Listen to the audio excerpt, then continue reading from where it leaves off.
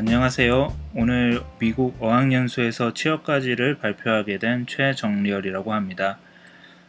이모에서는 베스트 얼라인으로 활동을 하고 있고요. 제 소개를 간단히 하자면 저는 미국에 2007년에 어학연수로 건너와서 현재 미국의 시애틀에서 3년차 개발자로 일을 하고 있습니다. 한 2년 정도는 웹 개발을 많이 했고요. 그 외에는 모바일 앱 개발을 좀 많이 하고 있어요. 오늘 발표를 왜 하게 되었냐 간단히 말씀드리자면 일단은 제가 미국에서 한 9년 동안 있으면서 이런저런 일들을 많이 겪었거든요. 그래서 그런 것들을 일단 공유를 한번 해보자 하는 생각으로 하게 되었고요. 그리고 특히나 학생분들은 정말 학업만 생각을 하고 많이 오시기 때문에 나중에 어떤 게 필요한지를 잘 모르고 그냥 오시는 분들이 많아요.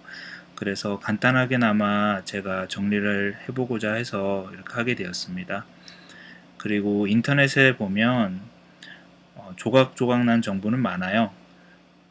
그런 정보들은 깊이도 있고 다 좋은데 이제 큰 그림으로 한 번에 좀 보기 좋게 해보자 하는 생각으로 하게 되었고, 그리고 마지막으로 작년에 저스틴님이 호주 이민 관련 이제 발표를 하셨었는데 그거에 이어서 한번 저도 해보자 해서 하게 되었습니다. 그래서 어떤 걸 이야기해 볼 거냐면요. 먼저 취업까지의 가능한 테크트리를 이야기를 해볼 거예요. 제일 흔한 방법들 한 세 가지 정도를 이야기를 해보고, 그리고 그 각각의 스텝에 대해서 간략하게 이야기를 해보고요. 그리고 어쩔 수 없이 빼먹을 수 없는 게 미국 비자에 관한 내용 중간중간에 넣어서 이야기를 할 거예요. 먼저 한국에서 바로 취업하는 방법인데 제일 간단하지만 어려운 방법이죠. 그리고 레어 케이스고 현재도 가끔씩은 있긴 하지만 그렇게 많진 않아요. 크게 두 가지로 방법이 있어요. 주재원 비자 아니면은 취업 비자인데 주재원 같은 경우는 큰 회사를 통해서 파견 근무를 오는 식으로 해서 오는 거고요. 그리고 취업 비자는 정말 미국 회사의 정직원으로 들어가는 방법이에요. 주재원 비자 같은 경우는 보통은 한국에 있는 회사를 통해서 많이 오기 때문에 한국에 일하는 시간에 맞춰서 일을 하는 경우도 좀 있고 솔직히 저도 그렇게 일을 해본 적이 없어서 잘 모르겠어요. 그렇지만 취업 비자에 비해서는 조금 더 안 좋은 방법이지 않나 개인적으로 그렇게 생각을 하고요. 취업 비자 같은 경우는 문제가 대기업을 통해서 거의 해야 된다고 생각을 하셔야 돼요.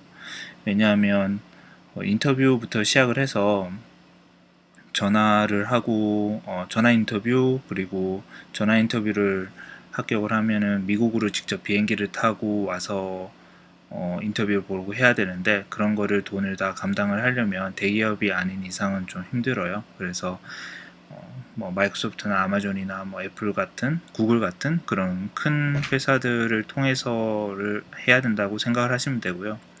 아무래도 그렇다 보니까 영어 실력이라든지 개발 실력이라든지 그런 게 아주 중요한 루트 중 하나예요. 다음은 석박사를 통해서 취업을 하는 방법인데요. 개인적으로 생각했을 때 제일 좋은 루트고요. 경제적으로나 시간적으로 가장 효율적이에요. 하지만 공부가 아무래도 좀 학사에 비하면 어려운 게 단점이고요. 하지만 초고수인 여러분들이라면 충분히 가능하겠죠.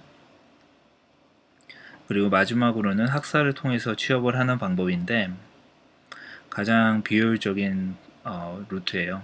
제가 이 방법으로 졸업을 하고 취업을 했고요. 시간이 비교적 오래 걸리는 편이고 그만큼 학비나 생활비가 많이 들어요. 물론 사립 같은 경우는 장학금을 좀 넉넉하게 준다는 말도 있긴 한데 사립은 들어가기도 힘들고 졸업도 힘들어서요. 하지만 석사에 비하면 공부하는 양이 좀 적다 보니까 캠퍼스 라이프를 좀 즐길 수 있다는 그런 장점도 있긴 합니다. 앞에서 이야기한 세 가지 루트를 한 번에 다 모아서 그래프로 그려보면 다음과 같이 됩니다. 어떻게 보면 좀 간단하게 보이긴 하는데 사실 이 사이에도 숨겨진 스텝들이 좀 있어요. 그래서 그것까지 다 넣어보면 이렇게 되는데요. ESL은 어학연수고 CPT, OPT는 조금 이따가 더 자세히 이야기할 거고요. H1B는 취업비자입니다. 학교와 취업으로 나누어서 그룹을 지어보면 ESL 학사, 석박사, CPT가 학교, 그리고 OPT와 H1B가 취업으로 볼 수 있고요.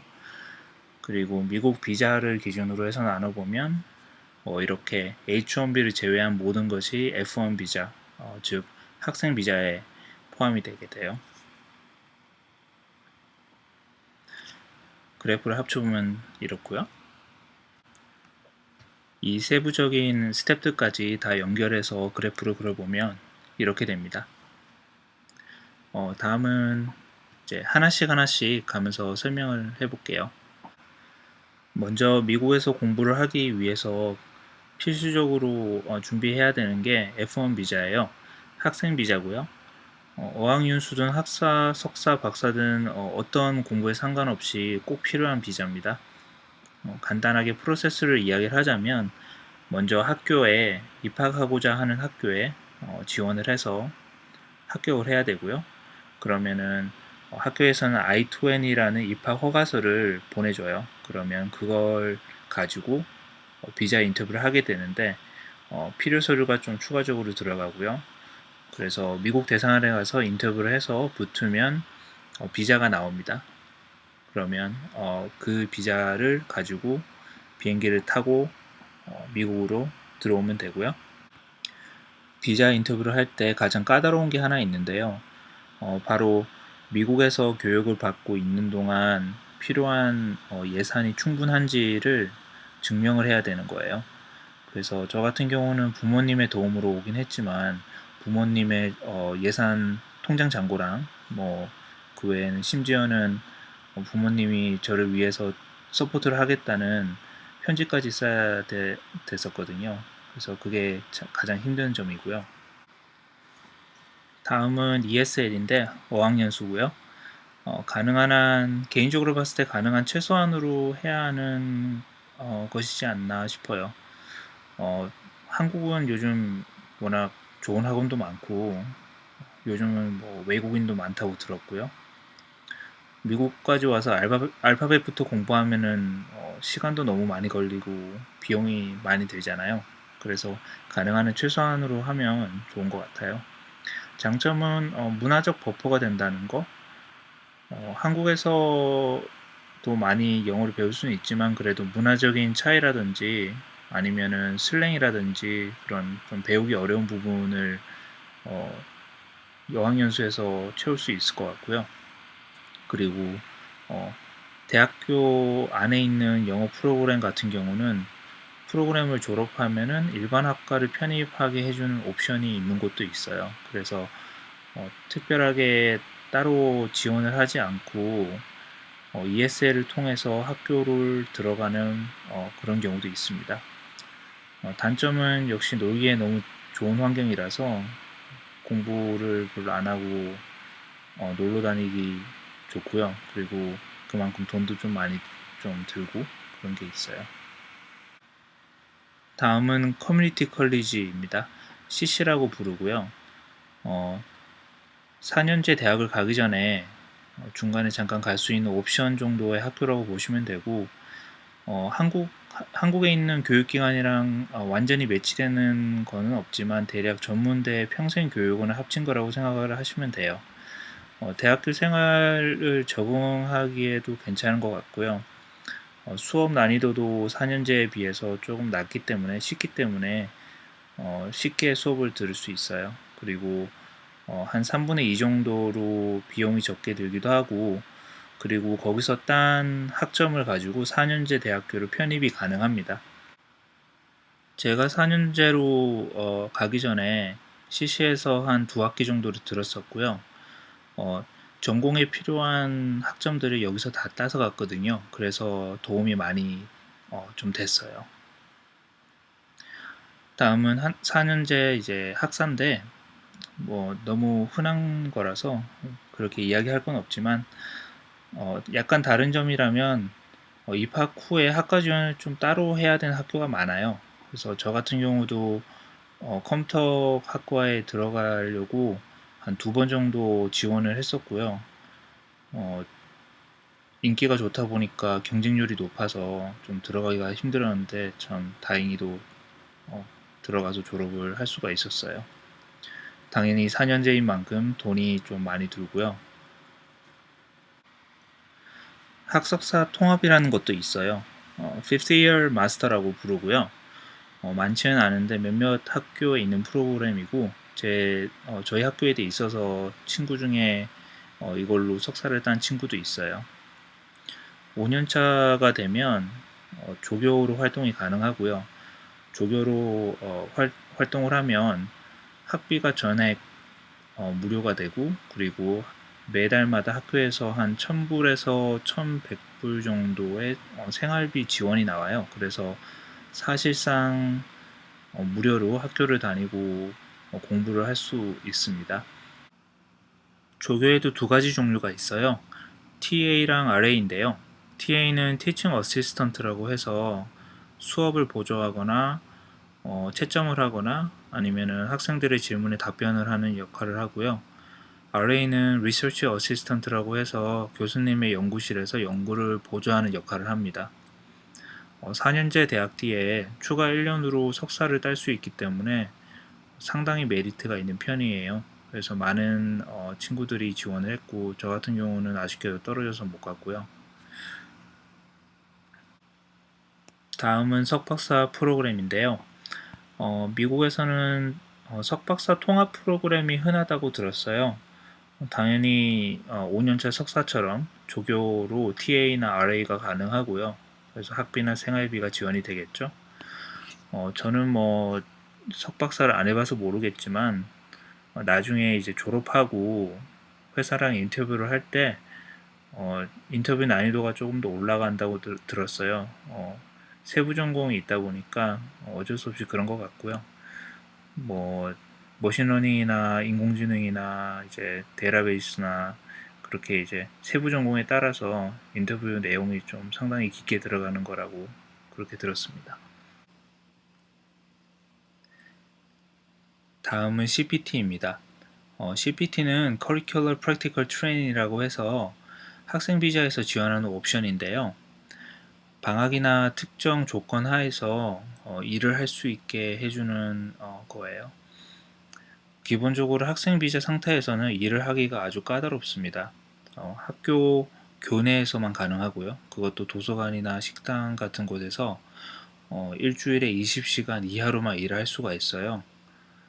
그래서 CPT를 사용하게 되면 인턴을 하거나 경험을 쌓을 수 있어서 이제 졸업하고 취업하는데 아주 도움이 되고요. 저 같은 경우도 CPT를 사용해서 6개월 정도 인턴을 했습니다.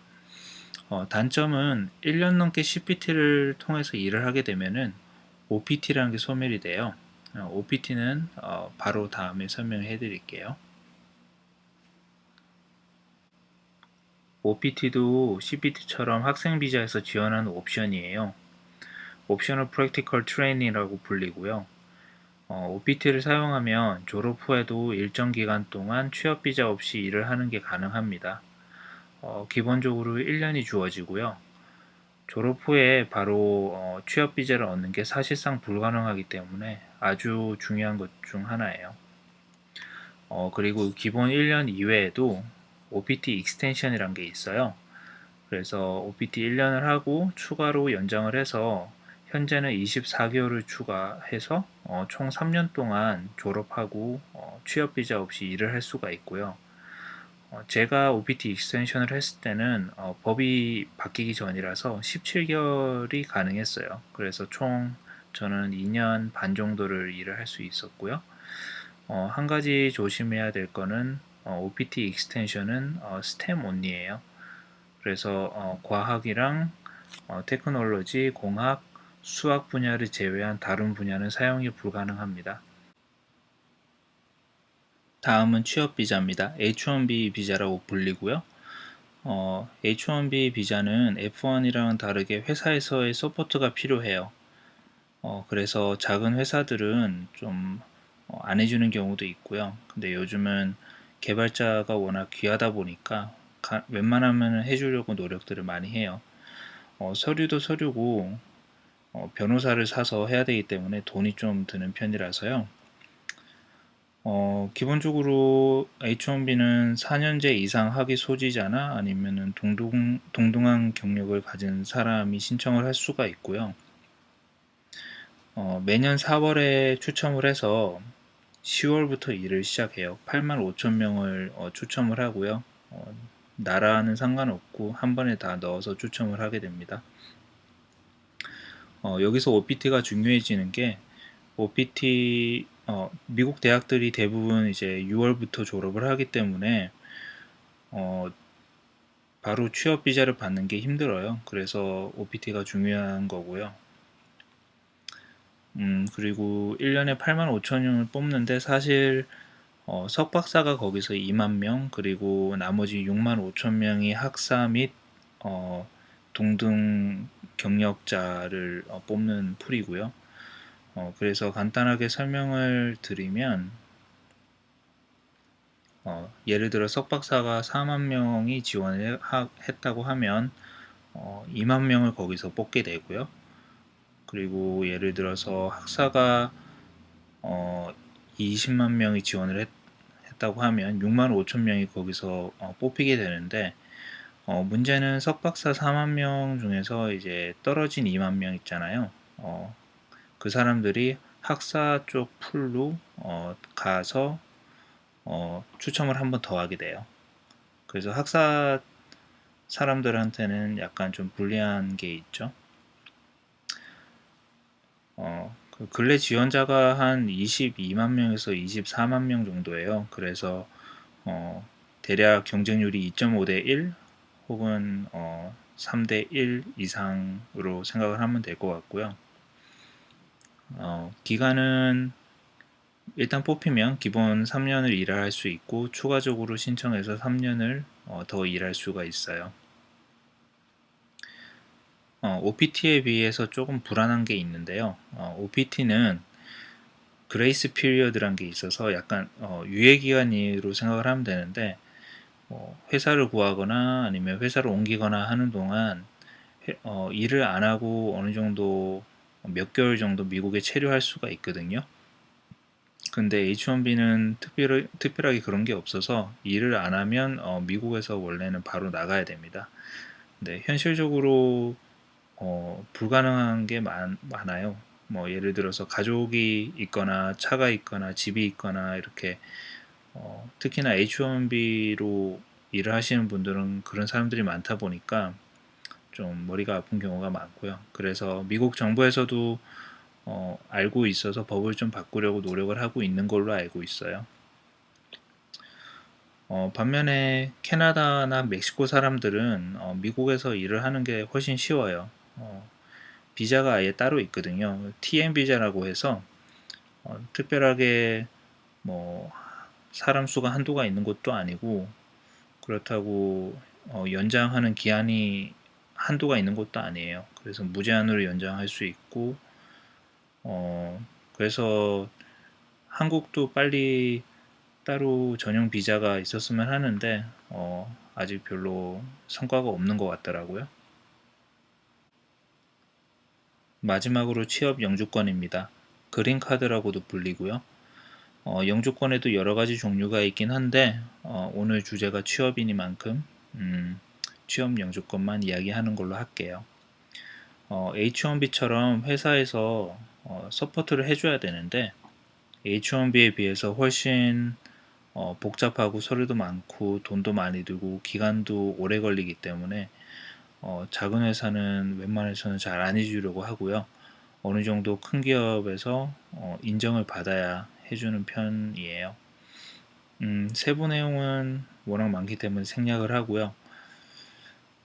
요즘에 그렇게 신청을 하면은 대략 한 3년 정도 걸리는 것 같은데 이 3년도 경제나 정치적인 상황에 따라서 어떻게 바뀔지 알 수가 없어요.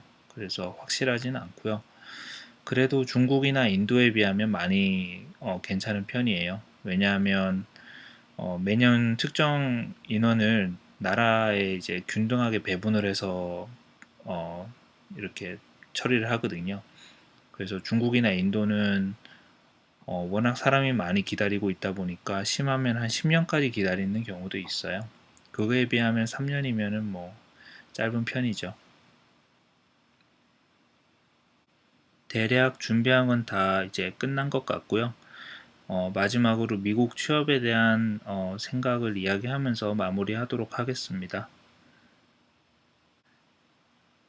일단은 제가 한국에서 일해본 적이 없기 때문에 한국 회사랑 비교를 하는 건 좀 힘들 수도 있어요. 그래도 개인적인 생각이니까요. 기본적으로 개발자 연봉이나 복지나 근로시간은 미국이 좀 더 좋지 않나라고 생각을 합니다. 요즘 그래도 큰 한국 IT 대기업들은 보니까 복지가 상당히 좋아 보이더라고요. 그래서 거꾸로 더 좋아 보이는 것도 있어서 좀 부러운 면도 있고요. 그래도 미국은 자기 일만 확실히 하면 웬만해선 터치 안 해서 좋아요. 그래서 미리 예를 들어서 미리 일을 좀 끝내 놓으면 아침에 출근을 좀 늦게 한다거나 퇴근을 좀 일찍 한다거나 아니면 심지어 중간 일하다가 중간에 잠깐 개인적인 일로 나갔다 와도 그렇게 큰 문제는 없고요.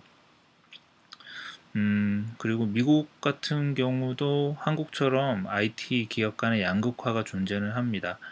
어, 제가 큰 기업도 다녀보고 작은 기업도 다녀봤지만 확실히 양극화는 존재를 하는데 그래도 한국 대기업과 SI 업체만의 간극은 아닌 것 같아요. 그래서 한국에 비하면 비교적 그래도 좀 낫지 않나라고 생각을 하고요. 안 좋은 점 하나는 한국 개발자 커뮤니티가 아주 부족합니다. 예를 들어 인도나 중국 사람들 같은 경우는 커뮤니티가 엄청 크고 탄탄한데 한국 개발자 커뮤니티는 거의 찾아보기도 힘들고요. 그렇게 크지도 않아요. 음, 사람이 적어서 그럴 수도 있고요. 제가 있는 층에 한국 사람이 저 혼자이기 때문에 아니면은 그냥 한국 사람의 성격이 그런 걸 수도 있고 아니면 그냥 일하느라 바빠서 그런 걸 수도 있고요. 슬프지만 그리고 마지막으로 가장 제일 안 좋은 것 중 하나는 애드윌 계약이라고 애드윌 컨트랙트라고 불리는 건데요. 미국 회사들이랑 보통 계약을 하면은 이걸로 계약을 많이 하게 돼요.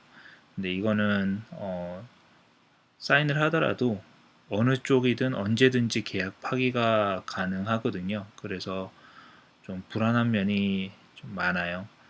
물론 도의적으로 한 2주 전에 통보를 하고 정리를 하는 시간을 가지긴 하는데 저처럼 취업 비자로 미국에 있는 사람들은 2주 만에 어, 정리하고 다른 회사 찾아서 옮기기가 아주 힘들기 때문에 항상 좀 불안한 마음이 좀 있습니다. 대충 이걸로 제 발표는 마무리하도록 하고요. 이때까지 발표 들어주신 모든 이모분들 감사드립니다.